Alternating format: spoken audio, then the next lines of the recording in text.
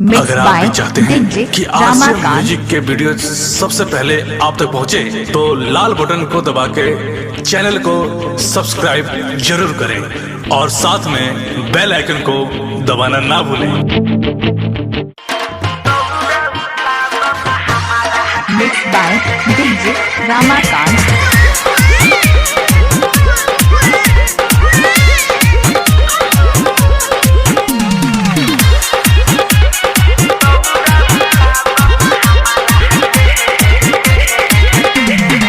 होता है मेरे घाटे चलो सवेरे लाओ लइका थमा दो हमारा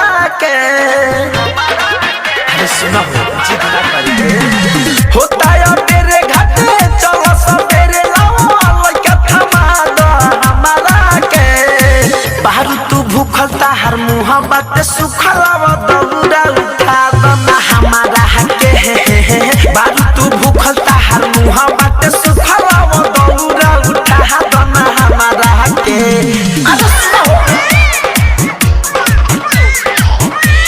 mix by DJ Ramakant. DJ Vikas Riga Sitamarhi.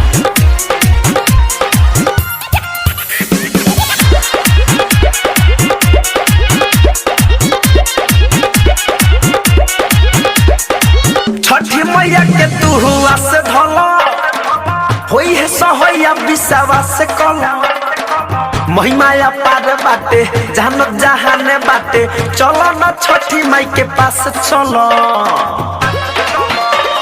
सुना छठी मैया के तू हुआ से धला होई है सहैया विश्वास से कला। महिमाया पार बाटे जानत जहाने बाटे चलो ना छठी माई के पास चलो। लागी ना भूखा मिली सेवा में सुख धमा ऐसे ना बैठ तू ठहरा के। बाहर तू भूखल ताहर मुँह बाटे सुखलावा दौड़ा उठा दो ना हमारा के। बाहर तू भूखल ताहर मुँह बाटे सुखलावा दौड़ा उठा दो ना हमारा के।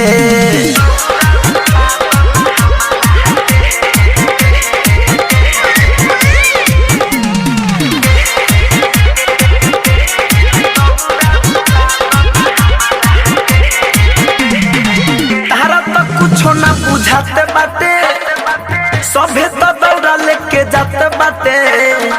बाबू के मांगन हवे माई के देहल हवे यही से हुआ रात बाटे। अरे सुनो तभी तारा तो कुछ ना बुझाते बाटे सभे तो दौड़ा लेके जाते बाटे। बाबू के मांगन हवे माई के देहल हवे यही से हुआ रात बाटे। धीरज दीवाना मारे अभी तक कहता रे धड़कन धमन जगावे लहरा के। बाहर तू भूखल ताहर मुँह बाटे सुखलावा दौड़ा उठा दो ना हमारा के। बाहर तू भूखल ताहर मुँह बाटे सुखलावा दौड़ा उठा दो ना हमारा के। होता है मेरे घाटे चलो सवेरे लाओ लइका थमा दो हमारा के। बाहर तू भूखल ताहर मुँह बाटे सुखलावा दौड़ा उठा दो ना हमारा के। बाहर तू भूखल ताहर मुँह बाटे सुखलावा दौड़ा उठा दो ना हमारा के। Mix by DJ Ramakant. RCM music official app Play Store से आरसीएम म्यूजिक के सारे ऑडियो वीडियो डाउनलोड करने के लिए